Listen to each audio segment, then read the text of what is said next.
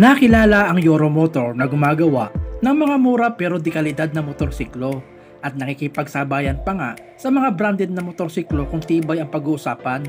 Kaya naman, doon sa mga Filipino rider na nahihilig sa mga lower cc underbone motorcycle kagaya ng Honda Wave at Suzuki Smash, ngunit kinakapos sa budget ay nararapat sa iyo ang motor na to. Ang tinutukoy nating motor ay ang Euromotor Peak 110cc. Ang motor na to ay nahahawig sa Honda Wave 110cc. Ang physical appearance ng motor na to ay may pagka-sporty ang design, lalo na ang decals ng motor na to.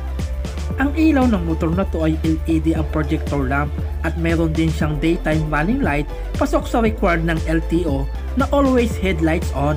Nagkataglay na din ito ng USB charging port para sa mahabang biyahe. Ang control panel ng motor na to ay analog pero sulit sa design. Ang motor na to ay semi-automatic kaya matipid pa din sa gas na may 53 km per liters. Ang fuel tank capacity ng motor na to ay 4 liters at ang fuel system ng motor na to ay carburetor. Ang makina ng motor na to ay 107cc, 4-stroke, air-cooled 4-speed gear pattern engine. Ang bore stroke ng motor na to ay 52.4mm by 49.5mm at ang compression ratio ay 9.7:1. Nagkataglay na din ito ng dual shock absorber sa hulihan at telescopic fork ang harapan. Ang preno ng motor na to ay drum brake ang unahan at hulihan. Ang bigat ng motor na to ay 83 kg. Nagkataglay na din ito ng kickstarter para backup in case na malobat ang inyong baterya. Ang motor na to ay pinalakas ng 4.8 kW at 8,000 RPM at ang maximum torque ay 6.8 Nm at 6,000 RPM. Ang presyo nga pala ng motor na to mga paps ay 39,900 pesos lamang mga paps.